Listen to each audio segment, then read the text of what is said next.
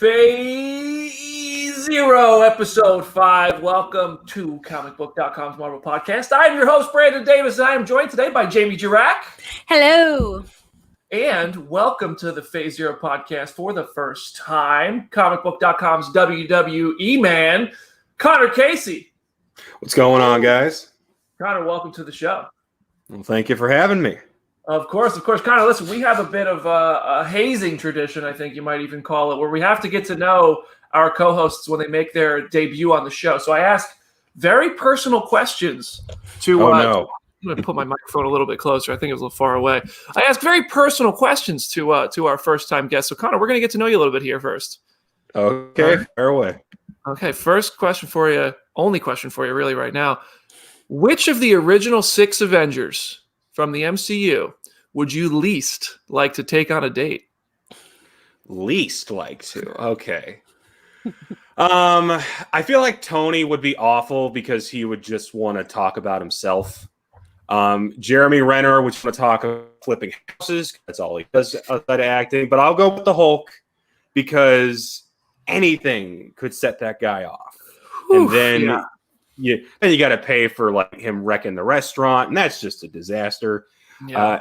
We've seen how upset this guy gets when he tries to climb stairs. So I don't want to ask him the wrong thing and suddenly the table's flipped. That was honestly my answer. Hulk for a lot more reasons than that, but we can't talk about all of them. There's kids watching and listening. So listen, thank you everybody for joining us on Phase Zero, Episode 5. Today we're going to talk about WandaVision Episode 6. We're going to talk about some of the big MCU news this week. Tom Holland just keeps lying to everybody. I don't know why. Nobody believes him. We're going to talk about all of that. But first, we have to introduce this week's guest.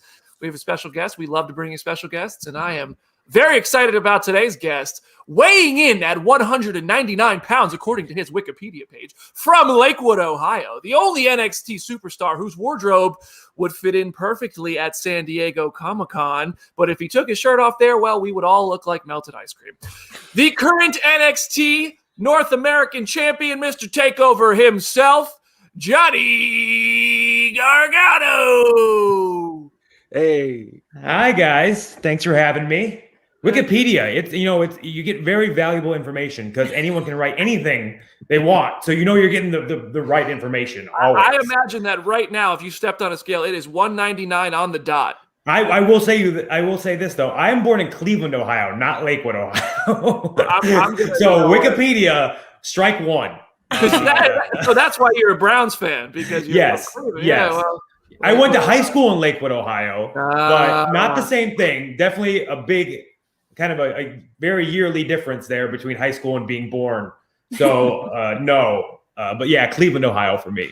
I'm gonna write a strongly worded letter to whoever edited Wikipedia. Maybe I'll just go on Wikipedia after this and I'll edit it myself. But honestly, I can be from wherever I want. Honestly, let's say this though: it is very cool to even have a Wikipedia page. Like you're of enough relevance to have a Wikipedia page. That's an accomplishment in itself. Yes, and trust me, the day I got a Wikipedia page, it was a big time deal for me. That's when you call mom. You're like, yes, my mom doesn't even know what Wikipedia is. Now she does, but back then, no. Maybe she's the one updating it. She's sabotaging you. My mom though has like Twitter, like text alerts. So whenever there's like anything that anyone writes about me ever, it goes right to her phone, which is horrible because like if there's any sort of wrestling thing that happens. Where it's like this past week, they said like, oh, Johnny's not going to be able to make Takeover. And I got such a text from my mom. It's like, oh my God, like what's wrong or something bad? Like, oh my God. And I'm like, Mom, no, just watch the show. Like, just watch the show. Don't worry, Ma. No, well, fine. If Mama Gargano is watching, hello, thank you for tuning in. She might be. I would not be shocked, honestly. If she figured out how to watch this, if she figured out how to do it, because obviously I have to do all the internet stuff, like set up Roku and everything like that on our TV. But if she figured out how to watch this on her phone right now, hi mom, how are you? We love to see it. We love to see it. So we're gonna interview Johnny in just a bit, but first we want to get through the big MCU news of the week, and I want to start with the Tom Holland stuff, which is Tom Holland now he's doing press for Cherry, which I think I'm going to watch this weekend. I've heard a lot about it. I'm very curious about this movie. It comes out later this month. So him and Joe Russo are doing press for it without their pants on, literally. They're just doing it at home and sharing photos of that. So, it is what it is. But he keeps saying Tobey Maguire and Andrew Garfield are not in Spider-Man 3. Literally, do any of you believe him at this point? Come on. No. He's lying. No, yeah. I love Tom Holland, but yeah, I mean, I don't think that's real. And good, kudos for him. Good for him. As a professional wrestler, I'm all about keeping secrets. I'm all about, not pulling back the curtain too much. So kudos to him. I give him all the credit in the world. Yeah, but I hope he's lying. I mean, I hope he's lying. I really want him to be lying, and because we all want to see Tobey Maguire. And who's your favorite Spider-Man?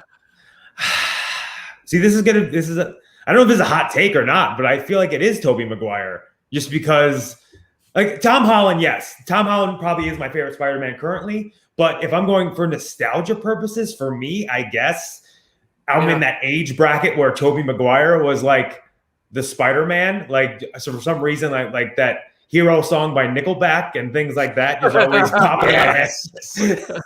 I feel like the only other nostalgia play could be like the Japanese Spider-Man, and that would be such a niche response. But Tobey was like kind of the defining Spider-Man for all of us, I think, at least. But Tom, I'm with you. Tom is my favorite. Connor, who's your favorite Spider-Man? You know what? I've gone back and forth. At this point, it's Tom. But I'm Johnny. I'm with you. Like from the nostalgia point of view, like you got to go with Tobey. I haven't heard anybody try to argue for Andrew Garfield, though. No. Poor guy. Andrew had the same problem Ben Affleck had. I think they were fantastic as their respective superheroes, but their movies that got released in theaters were not that fantastic. Anyway, so we're going to listen. We all know it's coming, I think, but I respect them trying to preserve the spoiler. I think if the Evan Peters secret was kept better, last week's moment would have been even bigger. Mm-hmm. So I respect that. Next, Keanu Reeves is apparently offered the role of Kraven the Hunter. I can tell you right now, he passed. This is old news. It's just for some reason becoming news now. I think that would be a waste of Keanu Reeves in a Marvel film. You don't make him Kraven the Hunter. Jamie has some thoughts. I disagree. Not even specifically Kraven, just franchise-wise, we can put Keanu. Keanu is like the get-all. Like, there's no one we want more than Keanu Reeves, and so I think that he deserves. Hold out, buddy. Wait for the big one. That's what I have to say about that. He's not the only. I heard there was a major Star Wars actor that also got offered this Kraven role and also passed on it. Who I guess would be Harrison Ford. The only Star Wars actor who would also look anything like Keanu Reeves, but even though they don't really, I'll just say that. But I don't know. Kraven the Hunter, I feel like nobody's tremendously excited for that movie, but then you have the Morbius trailer. Nobody was tremendously excited for that. You throw Michael Keaton in it, and suddenly everybody's like, whoa, I got to see Morbius. So Keanu, I think, was a bad pick for Kraven just because you need someone like that to be more boisterous. And Keanu is very, he's subdued. You watch him in John Wick, the guy says 10 words throughout the entire movie, but we love him for it. But thinking of John Wick, I'm like, you know what, who would be great for Kraven? Lawrence Fishburne. He doesn't look like him from the comics, but you want to talk about a guy that can just go off when he wants to? That's your guy. I could say Lawrence Fishburne's a hell of an actor, but he's already in the MCU. Already there. He's Bill Foster. Next up, Chris Hemsworth. Apparently bigger than ever for Thor 4.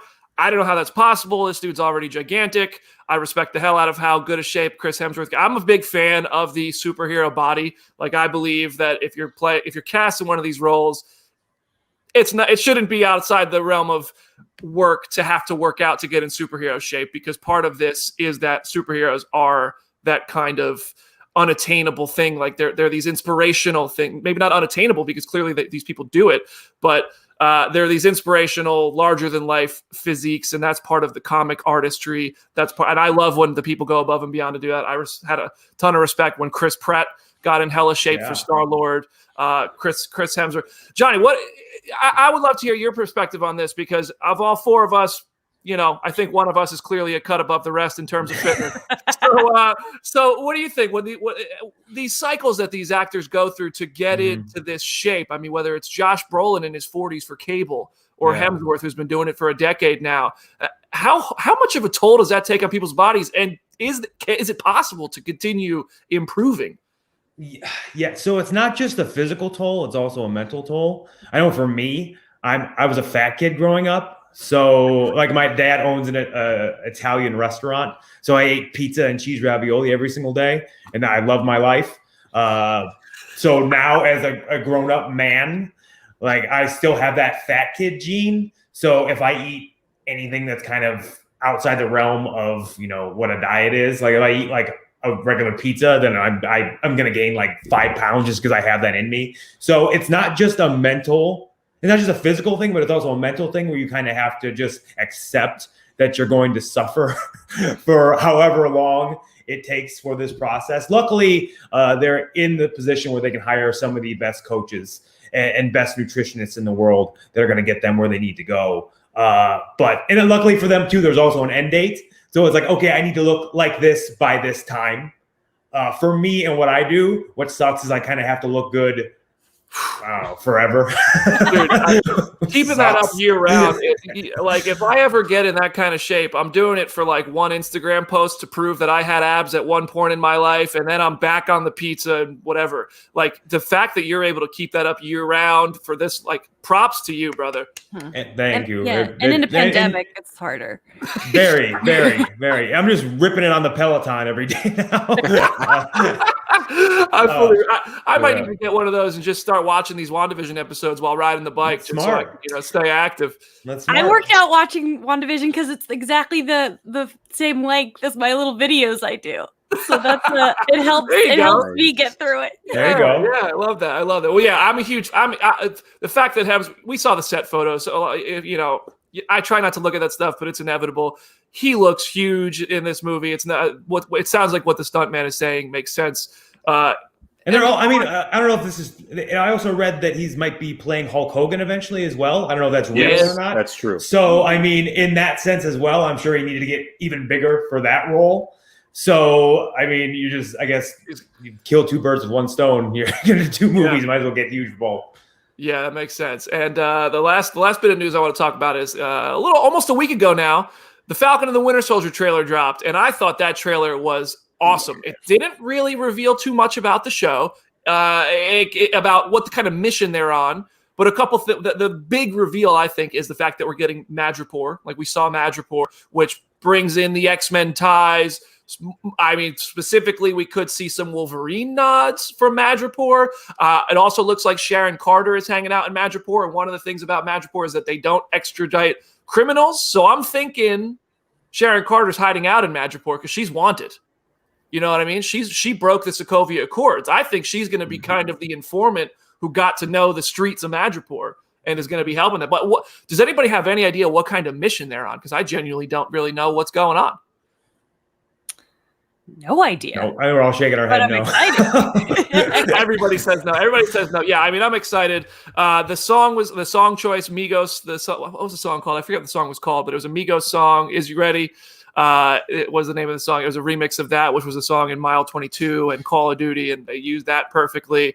And I also saw online that people are thinking, I don't know if this turns out to be true. Everybody has their theories and thoughts, and that's why we have this show. But people thought that the Baron Zemo mask and his anti-superhero nature is a nod to Thanos. Like it's him honoring Thanos who tried to wipe out the heroes, which obviously in comics, that's not the case, but that could be a cool thing to, I like that one. And I feel like there was really not much to analyze in that other than it was just like, I think Sharon Carter is going to be an integral part of their info sources. And that I like that purple mask theory. I feel like Marvel does a great job. I feel like Marvel does a great job in like just giving you little tidbits here and there. Like when WandaVision first got announced and like the trailers were out for that, like I had no idea what to expect from that show. And I definitely didn't expect what we got currently. I had no idea. So like, I think they do a great job just giving you little tidbits. Cause I think we all hate when the trailer comes out and it gives away basically everything you want to see in the movie. So, or TV show for that matter. But I think they do a great job of that.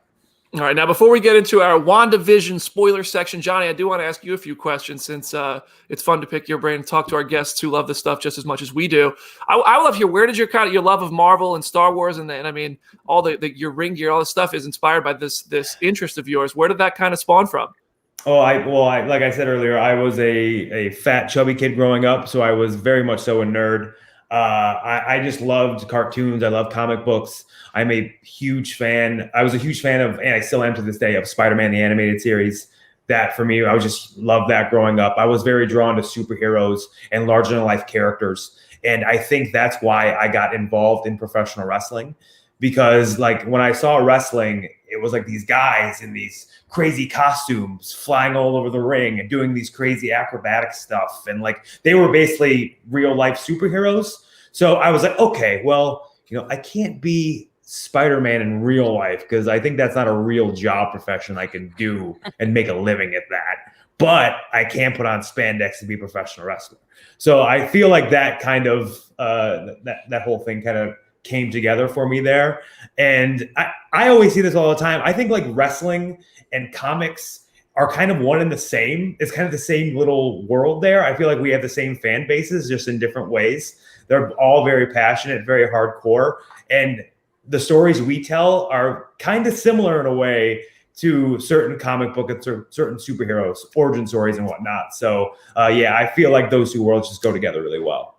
How long until we see you cook up some Quicksilver ring attire after that character? I don't know.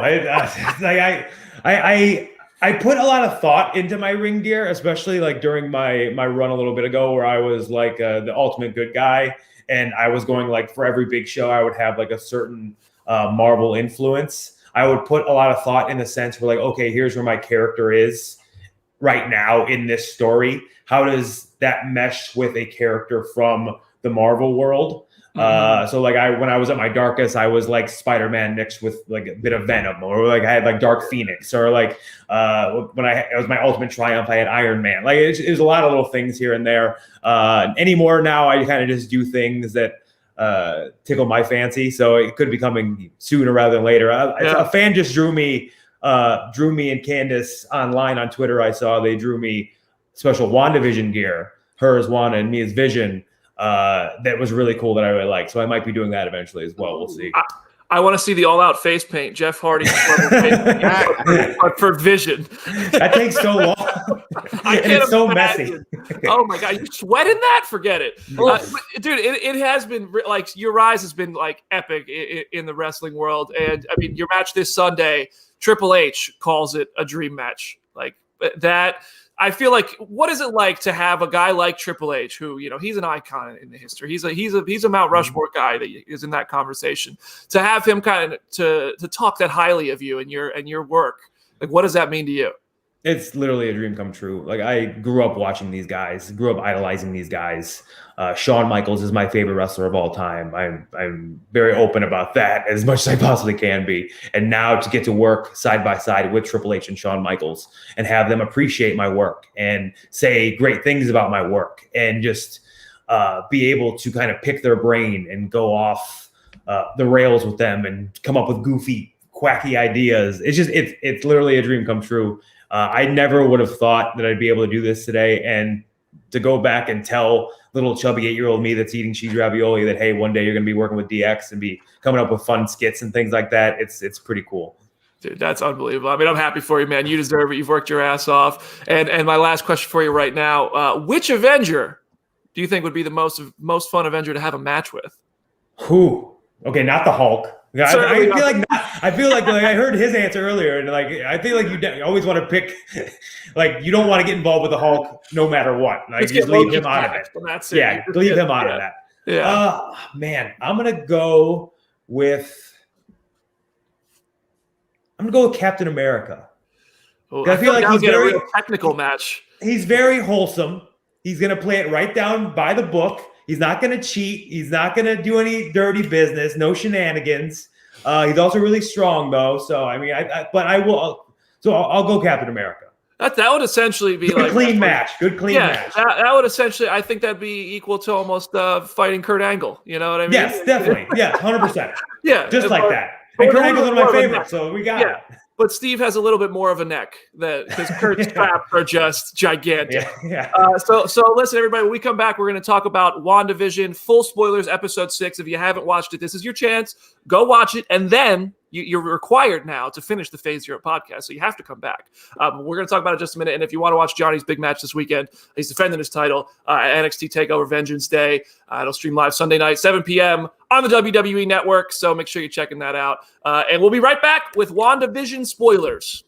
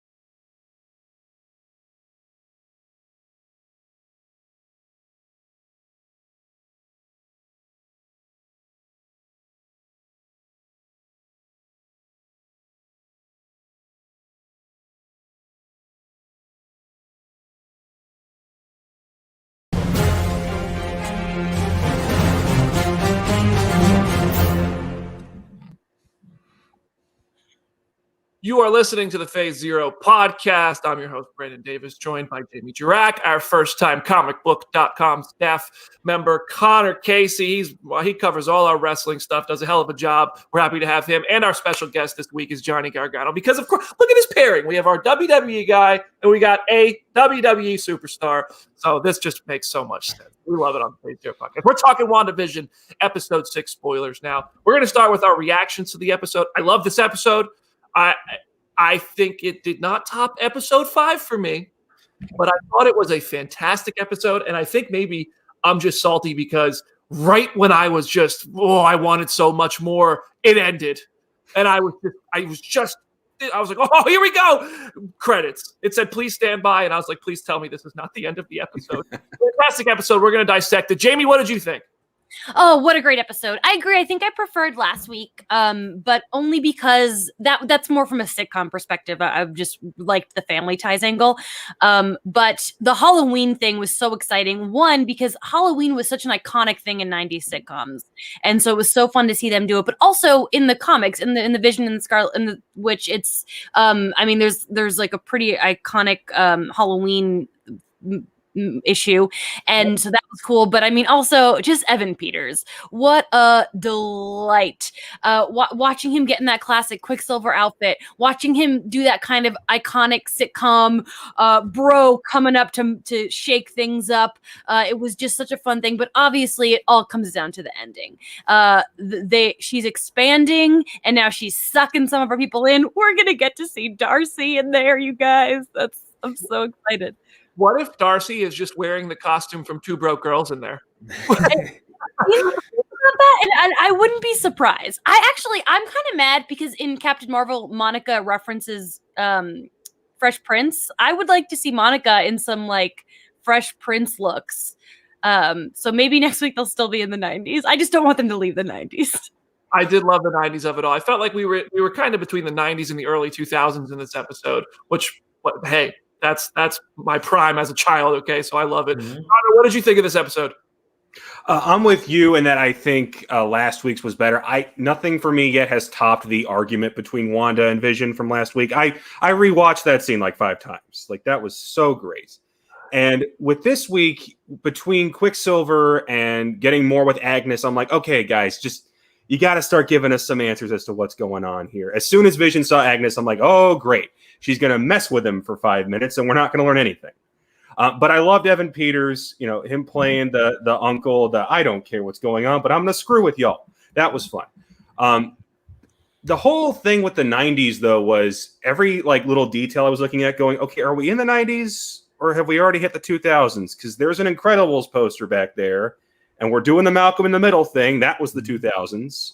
What time is it? Like, I kept wondering that. I think that's been common because last week was 80s, but there were still some 90s influences. And it was the same with the 50s episode because the 50s had a lot of Dick Van Dyke and that was the 60s. So I think that it's been common where they're hitting kind of that half and half, which is, sitcoms last for a long time.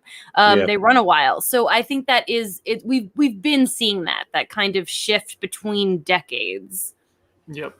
I think it's also kind of to show us that time is not moving there the same way it is in the real world. It's kind of a little blurry. I think time is going to be a big factor. There's the Infinity Stones of it all, and that's actually a theory we're going to talk about in just a second. But Johnny, I want to hear what you thought of the episode as well. Yeah, so speaking of theories, like I have a Friday ritual now. I wake up every morning. I try to not look at my phone. Just because I know, like, as soon as I look at my phone, like, something is going to be trending. Last week, I made the mistake of looking at my phone and saw Full House trending. And I was like, okay. Well, I could have seen Evan Peters trending. That would have been even worse. I didn't see that trending. I was too early for that. Yeah. So every morning I wake up, I make breakfast, I watch WandaVision before I get spoiled. And then immediately I go on Reddit and look at every single theory imaginable. That has been my every Friday tradition for the past however many weeks now we're in. But yes, this episode was amazing. To follow up on everything you guys already said, Evan Peters, what a gem. What a gem that guy is. And he played his role absolutely perfectly, especially like in the little Malcolm in the Middle tie-in sort of thing going on there. It's just, it was perfect. And like you said, like I am a huge fan of Halloween episodes. Halloween episodes on sitcoms are some of my absolute favorite things. So to be able to kind of have this kind of tie in there, it was also perfect. I'm not ranking episodes as they go. Like I said, luckily I'm on the outside looking in. I'm not like, I don't have to dissect each episode. I'm just taking it in as a fan. So each episode is something new for me. And I just want to say every single time that freaking Please Stand By pops up, I'm like, come on. Like, it feels like the episodes are getting shorter now. Like, was that like 10 minutes? Was that a 10-minute episode? What the heck's going on? Today's felt so quick, and like last week's was the longest. With credits, it was 42 minutes. I don't know how long. I think the credits are pretty long, so it was probably 30 something. But it did the fake out last week with the credits, and then they had the best scene of the whole show, which Connor talked about, was them two arguing and just the acting, the writing of that. But it is interesting to see these conversations, like what you're saying about how Vision is going to go talk to Agnes and we're not going to learn anything. I felt like when Wanda was talking to Pietro, I was like, this is going to be like Lost, where they kind of beat around the answers and they don't have a real conversation where people just ask things, but they actually asked each other very important questions. Where's your accent? Well, what about your accent? I love that, by the way, because I'm just one of my favorite shows of all time is Community. So I love the meta of it. Just the kind of the real life understanding. I don't know. That's some of my favorite things that shows do. The show is like just the right amount of self-aware and meta, but to not break that fourth wall in like a Deadpool kind of sense and admit that it's a show. That's really fun. So more spoilers come. If you're listening to us on Twitch, make sure you hit that follow button. Make sure you subscribe to the channel because we do this every Friday live at noon, and we are on Apple Podcasts, Spotify, all those places. So please subscribe. We're going to keep talking right now about WandaVision episode 6. On Phase 0 episode 5, it will forever annoy me that we are one episode on. We should have started a week earlier, so we'll all be perfect. I do have a theory. There's a theory going around, and I don't know if you guys have seen this. The theory is that the Infinity Stones are kind of creeping their way back into the MCU, and the commercials are the representative of that.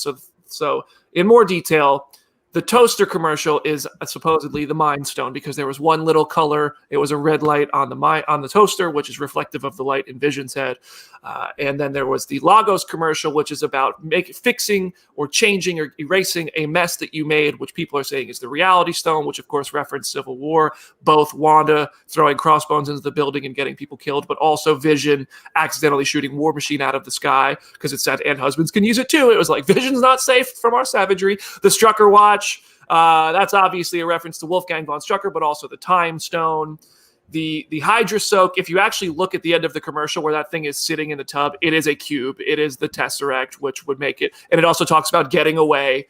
to a place wherever you want, which would be the space stone, because we know you can use that to teleport. And today we had that yogurt commercial, which was the strangest commercial so far. Although I loved the claymation of it, because that was Nickelodeon commercials. That transported me. I was a kid again watching that commercial. That was insane. Of all the commercials, like you grow up watching TV that's older than you, but you don't grow up watching commercials that are older than you. And so we finally got to like our generation of commercial, and it was awesome. Yes, that took me back. And so I think that's like kind of a deal with the devil, where like you're like, we actually have Kofi Outlaw, our Comic Book Nation host, wrote an article on the site where he detailed it, but it's like an exchange where you're kind of willing to almost give your life for something, or give your soul for something, so that would make it the Soul Stone. What a missed opportunity to have a skydiving commercial for the Soul Stone.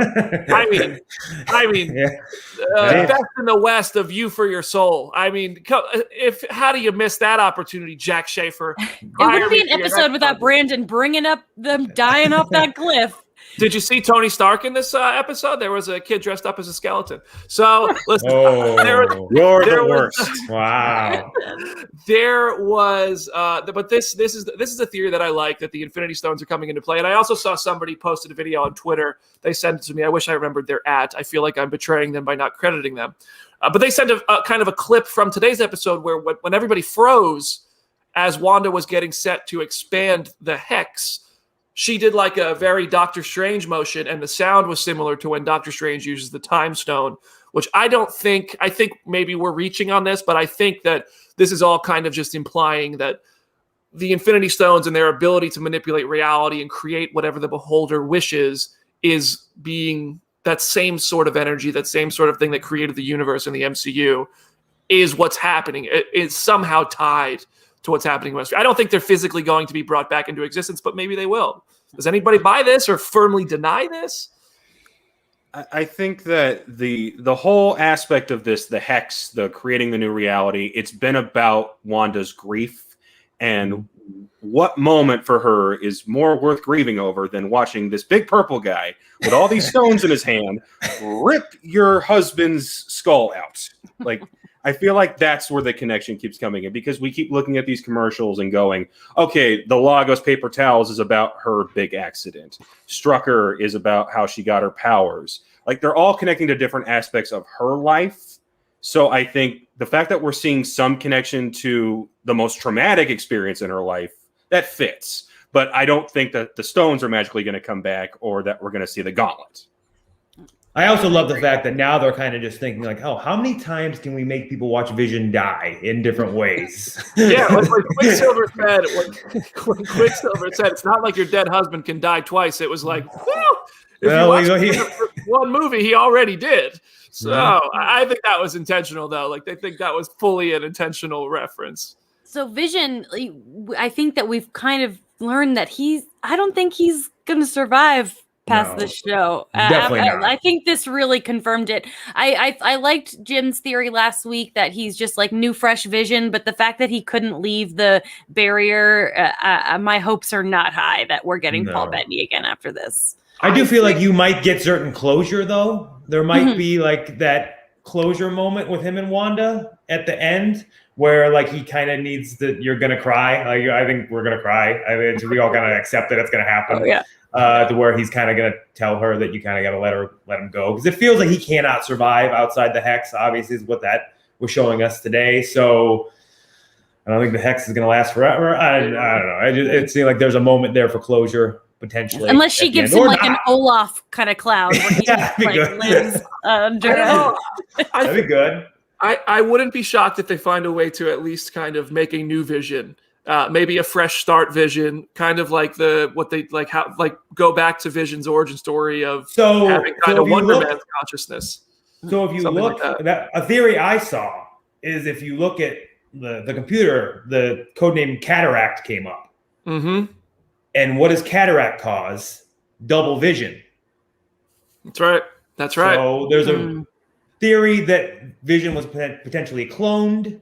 So there's another Vision going around. There's also a theory that they're trying to use Vision to create Sentinels. There's all these theories going around. Yeah, But yeah, I like that theory. I was going to bring that up. So I look at Johnny showing the theory Reddit chop. skills. Yeah. The Reddit skills. You're officially a Phase Zero podcaster. Connor, what were you going to say? I think the whole double vision thing fits because Sword is so obsessed with retrieving him because they had him, she broke him out. And when they were like, oh, hey, he found a way to look inside the hex, they weren't looking for Wanda. They were looking specifically for him. So that idea that they're trying to either remake him or make a different version of him, that fits. Yes, I fully agree. I fully agree with that. I do think that I thought it was very interesting. The Halloween costumes all seemed like very indicative of. I hope that they're more than just references because obviously she said she's a Sokovian psychic Fortune teller, and he was a Mexican wrestler. And Billy and Tommy had costumes at least reflective of Wiccan and Speed. Quicksilver's costume was of the best. I mean, I want to see a real, not kind of Party City Quicksilver costume. But it's very cool to see it. But the thing about that makes it interesting is you take those and how accurate they are to what we know about the characters from comics and who we expect them to become. You look at Agnes, who we think might be Agatha Harkness, and she was a witch. You look at Herb, the neighbor, who was Frankenstein. So it's very interesting. You think about those kind of things. Are they all important, or are we just looking too deep at this point? I feel like Agnes. There's been so many clues. To her being Agatha, but I was really surprised by the car scene and how much she didn't. It seems like she doesn't know what's going on. I mean, people have suspected her as being behind stuff, and many people thought that she's the one who brought Pietro back. But based on that car scene, I don't think she's unless she's really playing us all, which who knows. But the witch costume just makes it. Come on. It feels pretty like I think Agatha Harkness. She has to. She has to be. I do want to give a shout out to Jimmy Woo. I loved when Hayward. I thought it was cool to see kind of a reasoning for why Hayward is such a dick. I thought it was cool for him to kind of say, "You guys weren't here for the 5 years. You can't relate to what we went through." And it was like, okay, I don't support him being a dick, but I finally understand kind of why he is the way he is, which I think to understand a villain, for a good villain, you have to understand them. So that certainly kind of humanized him in a way, but also made me I don't excuse your behavior. And so when he started being rude to Darcy and Monica, I loved that Jimmy Woo straight up came to the plate, said, not up in here, don't be diminishing your coworkers in a way that was just so perfect. If you didn't love Jimmy Woo before, how do you not love him now? I just wanted to give a shout out to that because I love that moment. So that's not, I know Jamie probably geeked over that. Oh, what a trio. I love their Scooby-Doo moment where they get kicked out, but they very easily get their disguise. And I could watch, people keep talking about a spinoff, and my gosh, I could watch them solve crimes all day. Give me Agents of Sword and then tie it in with Agents of S.H.I.E.L.D. because it wouldn't be an episode if I didn't bring up Agents of S.H.I.E.L.D. Daisy Johnson when? Come on. Secret Invasion, I think. Yeah. So I also, this all kind of furthers the House of M of it all. And so one of the last things I want to talk about before we all make one prediction to end the show is that we've talked about this on the show. We've talked about this on the site. Johnny, I'm sure you've read this on Reddit, that the House of M comic ends with Wanda erasing mutants from existence. She takes the mutant gene away from almost all of the X-Men. This seems like it is possible she is going to create mutants. Now, that would be a hell of a twist. We know the X-Men can appear in the MCU because Marvel or Disney bought Fox. They were like, give us the X-Men back. Here's $70 billion. So they got the X-Men back. And I think that the expansion of the Hex that we saw, everybody in there, because we saw Monica, who is certainly getting her powers in one way or another. She's going to be Spectrum. She's getting her powers. She's going to be manipulating energy or transforming herself into energy one way or the other before this show is over. I have no doubt, and I think that's going to be awesome. But they went back to her information that Sword obtained and said she rewrote you on a molecular level. So maybe she changed her genes. Maybe she is rewriting people and making them mutants when they go into Westview, which would also mean that Darcy now is going to be a mutant. This is my thing about that. I think that Monica I think you have to go through a certain amount of times And I do not think that Darcy is going to become a mutant. I mean, I'd be all for it. But I think that because she made a comment, like, you can't go back in there, it's going to be your third through. And I think that might have an effect. But if our Darcy does get powers, I'm very pro that happening. She's got computer hacker powers, like to a wild degree. But I want to see the X-Men come in. So I think maybe I'm just kind of wishful thinking on this. Johnny, we grew up almost at a very similar time. We're very similar age. So for me, the X-Men movies were the movies that kind of introduced me to superheroes right at the same time Spider-Man was. And then the Dark Knight trilogy came along. You already had Batman and stuff. You had, other superheroes. So are the X-Men a group that kind of means a lot to you? Yes. I love that Wolverine gear, dude. Yes. So I brought up Spider-Man the animated series earlier, but there's also X-Men the animated series, which for me as a cartoon as a child is like A1 right there for me. It's so good.